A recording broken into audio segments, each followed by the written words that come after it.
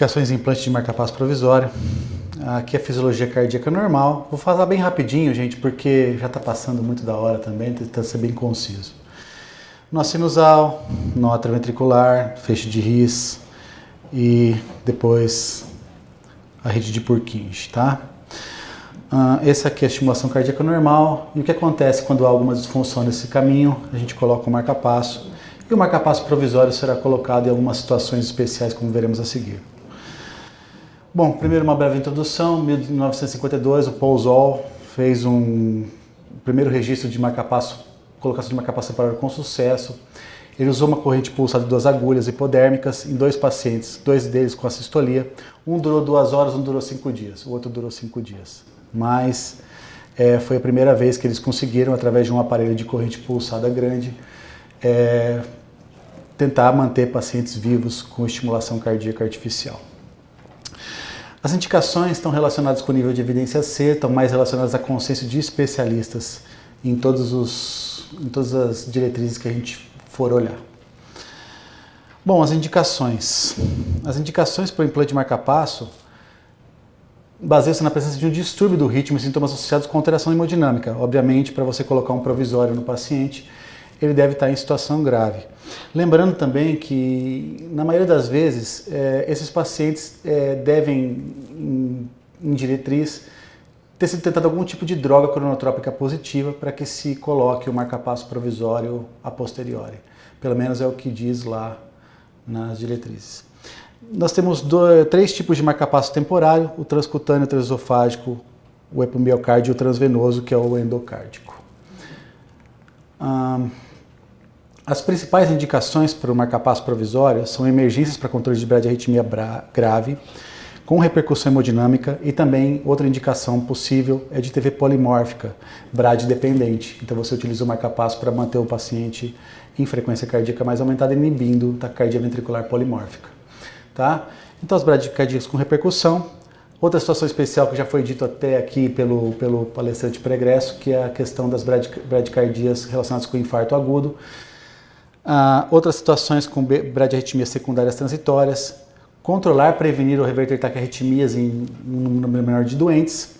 E o suporte perioperatório ou pós-operatório, que é uma indicação um pouco mais, entre aspas, eletiva. E que pode ocorrer em algumas cirurgias. Quando o paciente é encontrado em bloqueio atrioventricular total, por exemplo, vai fazer uma cirurgia ortopédica, o doente está em bloqueio avançado e necessita colocar um aparelho para entrar em anestesia. Então, às vezes, coloca-se o marca-passo provisório para que o paciente entre em procedimento de urgência. Aí está um pouquinho dos níveis de evidência e por que se coloca pela American Heart Association algumas indicações para a classificação temporária. E as indicações de classe 1, eles são de assistolia, bradicardia sintomática, por bradicardia sinusal ou bloqueio atrioventricular, bloqueio de ramo alternante,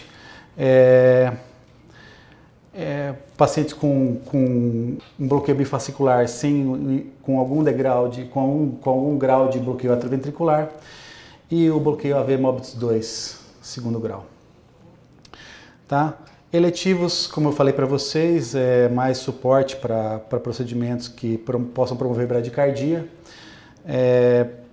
anestesia com bloqueio atrioventricular de segundo ou terceiro grau, ou com bloqueio AV intermitente. Cirurgia cardíaca geralmente deixa um marca-passo provisório, alguns serviços, a maioria deixa o marca-passo provisório no paciente.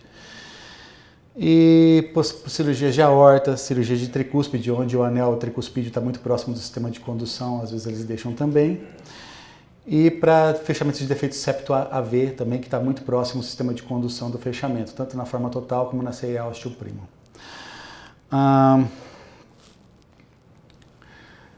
Aí algum outro tipo de... Só para reforçar os graus de evidência, os marca-passos temporários estão indicados geralmente para bradicardias sintomáticas que não são responsivas a tratamento médico, com grau de evidência C. Isso está na diretriz americana, que eu coloquei esse quadrinho aí só para ilustrar, e na diretriz europeia, onde a classe de evidência 1C, quando está em casos de falência, a resposta a drogas cronotrópicas com nível de evidência 1C.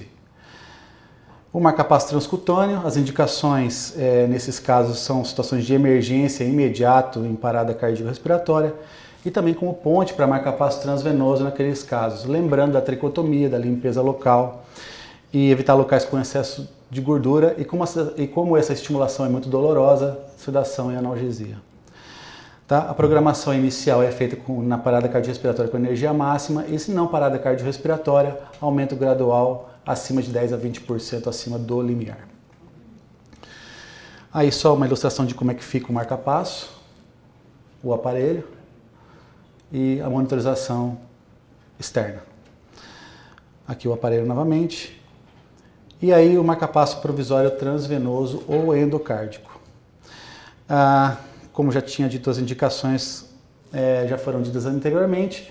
E os cuidados com o preparo, asepsia, e também o correto posicionamento do eletrodo. O endocárdico, a gente tem alguns cuidados que a gente tem que fazer pós-colocação. Aguardar a definição do ritmo, tá certo? Ou recuperação do ritmo cardíaco ou definição de marca-passo definitivo. Evitar extensões quando você fazer a conexão do cabo ao marca-passo. Medidas dos limiares de estimulação diárias. Desligar o marca-passo para verificar a frequência de estimulação e ver se o paciente assume ritmo próprio e deixar ele mais próximo do ritmo próprio. E quando tiver que desfibrilar, desligar o gerador e desconectar o eletrodo.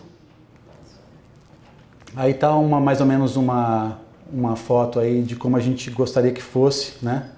E deixar somente realmente o cabo diretamente ligado ao gerador e o cabo escondido no restante do curativo, para que não haja nenhum tipo de manipulação por acidente.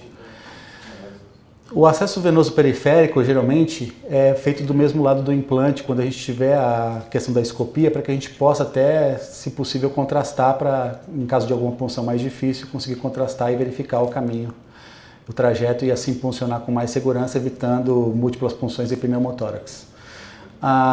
Cuidados com a tricotomia e asepsia. Bom, a técnica de implante pode ser por essas vias de acesso todas aí que vocês, senhores, estão vendo. A técnica de implante somente só para uma gravura, mas os senhores estão muito familiarizados já com isso, possivelmente. O material necessário, a eletrocardiografia, o material de ressuscitação cardiopulmonar na sala, o gerador, o cabo eletrodo, o introdutor, os campos e, se possível, radioscopia. E se não houver radioscopia, a gente pode conectar o monitor do ECG ao paciente de forma convencional, utilizando o eletrodo V1 como ponta. A gente coloca no próprio aparelho, no monitor de eletrocardiograma em V1 e conecta o V1 à ponta do eletrodo, o polo negativo. Aí você vai olhar a onda P e o QRS. À medida que você vai entrando dentro do átrio direito, ela vai deixando de ser negativa, vai sendo difásica e positiva grande, e quando você entra na cava inferior que está no lugar errado, ela fica positiva pequena, a onda P. E o QRS fica semelhante ao AVR na cava superior, no átrio direito alto. Aí ele fica no átrio direito semelhante a AVR também. Quando entra no átrio direito de baixo fica V1, na veia cava inferior a VFD3, e quando ele entra no ventrículo direito, a onda P fica positiva pequena e a onda na via de entrada do ventrículo direito muito semelhante a V1 na parte ventricular. E quando ela está na ponta, ela fica muito grande e semelhante ao V3. Quando impacta aquela corrente de lesão, e quando a corrente de lesão se modifica e fica infra, quer dizer que você pode ter perfurado inadvertidamente o ventrículo, e quando o QRS fica positivo, você perfurou e passou por completo o ventrículo direito. Aí é ruim, certo? Aí estão os esquemas do que eu falei anteriormente, das regiões do coração e como está falando. Atenção especial para o lado direito da tela, onde está a corrente de lesão no J e as perfurações em K e L, ok? Um pouquinho só da técnica de punção, como é que se faz, onde que a gente deve passar o fio guia, tudo isso é muito familiar. Aí é só um esqueminha para mostrar para vocês onde que está o nervo frênico, onde está o diafragma, onde estão as coronárias e onde desce o cabo eletrodo, tá ok? Só mesmo para vocês terem uma ideia aí de onde está colocado. As complicações são sangramento, infecção, as principais, né? Derrame pericárdico, tamponamento cardíaco, pneumotórax, etc. Bom, quando há o deslocamento de eletrodo, geralmente é necessário reposicionamento.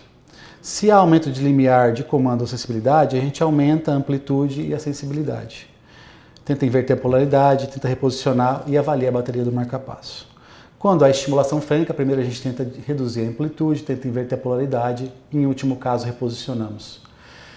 Perfuração subaguda, reposicionar e fazer o ecocardiograma para pesquisar derrame pericárdico e deixar todo mundo de prontidão, né? A arritmia é possível corrigir possível deslocamento de eletrodo e reduzir a amplitude e alterar a frequência de estimulação. Quando há infecção, a gente opta por hemocultura, cultura de secreção do dispositivo, retirar o eletrodo e o implante de novo eletrodo em outro sítio. E um ecocardiograma para pesquisa de endocardite seriam essas as condutas melhores para a infecção e eu acho que isso tem que ser muito bem frisado. Trombose, antiagregação e anticoagulação e implante de novo eletrodo em novo sítio. Na embolia pulmonar, tratamento convencional e ecocardiograma para afastar endocardite. E a sistolia, síncope, a gente faz uma RCP e verifica a integridade do eletrodo gerador e conferir as conexões, isso é muito importante também durante. Com falha de comando, você tenta aumentar os limiares de comando de sensibilidade, você tem que pesquisar a falha eletrônica do gerador, se há infarto ou fibrose na região do implante, se há perfuração, se há desgaste da bateria ou deslocamento do eletrodo. Procurar também programação inadequada, danos ao eletrodo, distúrbios eletrolíticos. Importante também verificar drogas antiarrítmicas que podem alterar a limiar e sensibilidade do marca-passo provisório e miocardiopatia grave. É isso que eu tinha para dizer. Espero não ter corrido tanto aí para vocês. Amém.